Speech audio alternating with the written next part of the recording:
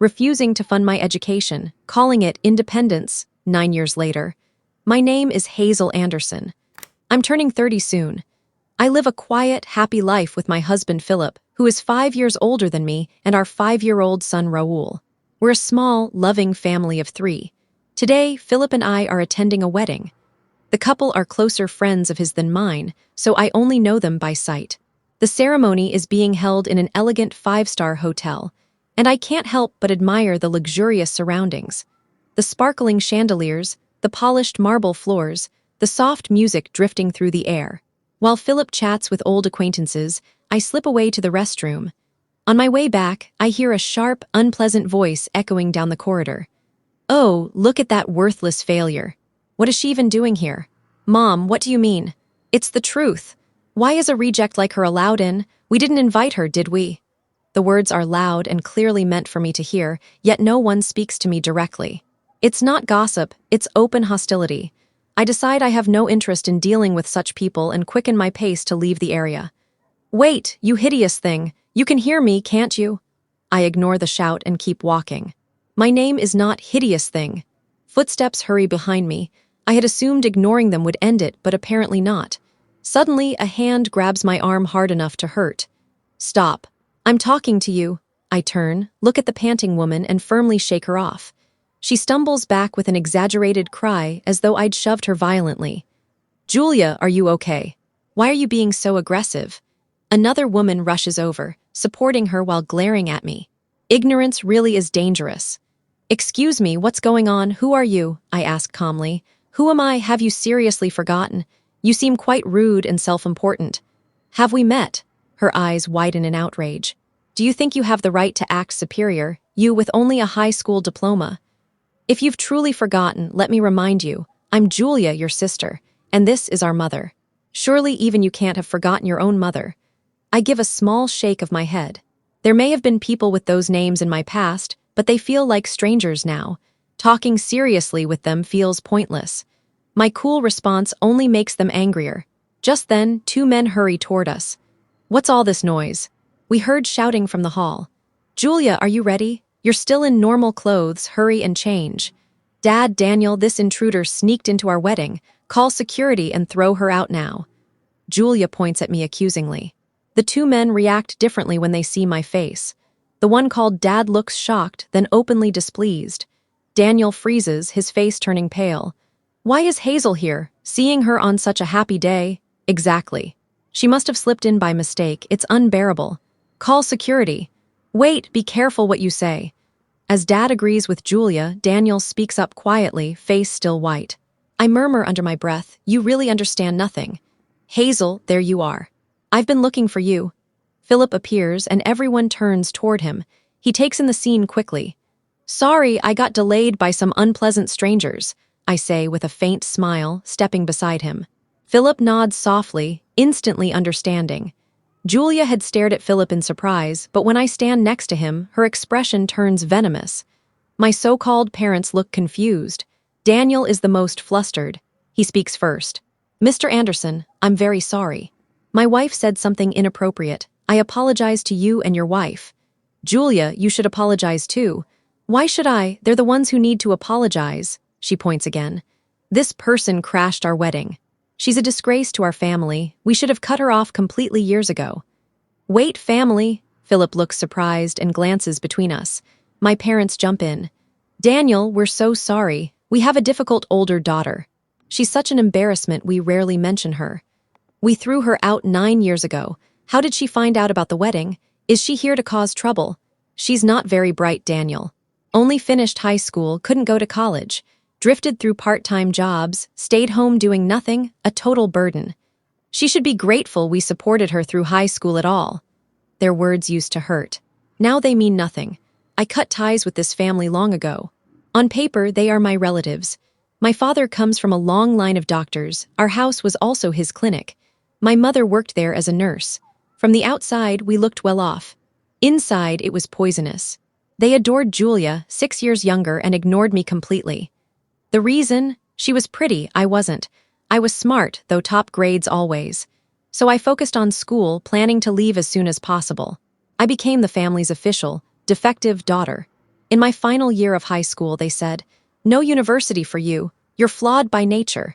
No chance you'd get in anyway. Work right after graduation, live independently, and send money home. Be thankful we raised someone unattractive like you.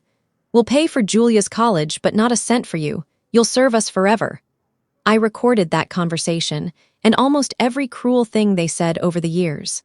Julia, seeing their favoritism, treated me with contempt too. "I'll become a doctor and take over Dad's clinic. I'll work hard enough for both of us since my sister can't." "That's wonderful, dear. We'll support you fully. You're our real pride, unlike your sister." They said this right in front of me, like a rehearsed performance. After graduation, I worked multiple part-time jobs for 3 years while still living at home. They complained I was a nuisance but wouldn't let me leave. They wanted to keep using me. Secretly, I rented my own place and saved aggressively. I underreported income so their demands stayed low. I even started investing. When Julia prepared for high school entrance exams, she claimed I distracted her. They kicked me out. They expected me to come crawling back. I didn't. For me, it was freedom. They soon forgot about me. Julia was enough. 9 years passed. Back at the wedding, Julia and Daniel's argument grows louder. Today is their wedding day.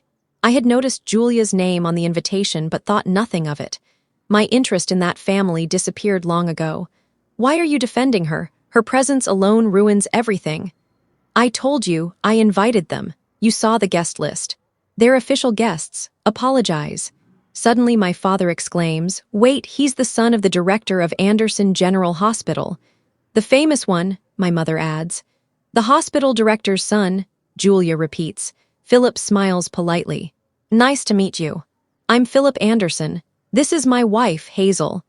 His parents are respected doctors running a major hospital for decades. Philip is being groomed as the talented successor. My parents look stunned. Daniel says, "It's unbelievable, the wife of Dr. Anderson is my wife's sister. We're relatives now." Philip starts to reply, but I continue calmly. Daniel Wells, Julia's husband, works at a university hospital. I recently took Raul to him when our son was unwell. That's our only connection. Daniel had offered special treatment, but I declined politely and sought a second opinion elsewhere. I didn't want my child used for gain. Julia laughs mockingly. Trying to compensate for being a high school graduate by marrying a doctor. Pathetic, marrying into a big hospital doesn't change your worth. Poor child having you as a mother. Daniel tries to stop her. Philip quietly asks me, "Are these people really your family?" "No," I answer. Real family doesn't berate you for no reason, withhold food for small mistakes, give you trash-picked clothes while buying designer brands for your sister, destroy your textbooks, lock you outside in winter, or confine you in summer heat. They don't sell your belongings behind your back or declare you'll work for them forever. People in town noticed the favoritism and suspected abuse. Many stopped using the clinic, yet they never saw themselves as the problem. As I speak calmly, Daniel looks horrified. My parents realize I know their clinic has been struggling since I left, information my in-laws uncovered, furious on my behalf. Julia protests, "Stop lying, we never did that." But Daniel now looks at her with contempt. He says coldly, "You're the one lying, that Mrs. Anderson only has a high school diploma. She has a university degree, built a successful company, and is CEO of a hospital nutrition firm that many facilities rely on." "CEO?" Julia and my parents stare in disbelief. "Yes," I say, "I was an adult. I owed no explanation to strangers who ceased being family." "How dare you speak to your parents like that?" my father shouts. "Why would I need your permission?" I reply calmly. After leaving home, I worked, saved, paid my own tuition, and thrived. In college, I started my business and met Philip. Julia mutters, pale, "I thought she'd fail completely, yet she succeeded and looks happy." "Why?" I look at her steadily. "Perhaps because she never gave up despite unfair treatment. And a little luck." Then I add, "By the way, I heard you dropped out of middle school." Everyone freezes. After I left, Julia grew overconfident, barely studied for high school entrance exams, failed badly, became reclusive for years, and only re-entered society when our parents arranged her marriage to Daniel. I also heard her claimed medical administration job and prestigious degree were fabrications. She handles only basic tasks. Daniel's face hardens. He asks Julia to name one professor from her supposed university. She panics, snatches his phone, smashes it, and screams, "Just believe me!" The outburst causes chaos. Staff and guests gather. I feel detached. These people are no longer my concern. My real family is Philip and Raul. "Shall we go home?" I ask Philip with a smile. "Already?" "Yes, and let's stop at the hotel cake shop for some treats." We leave laughing lightly. Later, Daniel faces a lawsuit for false diagnoses and overcharging. He loses his job. My former parents, desperate, show up at Philip's hospital demanding help, loudly claiming family ties to the director's son. My in-laws confront them sternly. They leave humiliated. Unable to fix their own problems, their clinic closes permanently. I feel only relief. Julia and Daniel divorce quickly. Julia later has an affair with a married doctor, gets exposed, and is disowned by our parents. Rumors say she fell into hardship, nightlife work, health issues, and eventually homelessness. I no longer care. My former parents, nearing retirement, find no hospital will hire them due to their reputation. They are now just people from my past.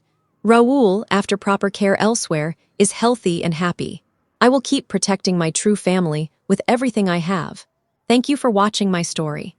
If you enjoyed it, please subscribe and press the bell icon. Stay tuned for more real-life stories, get more experiences.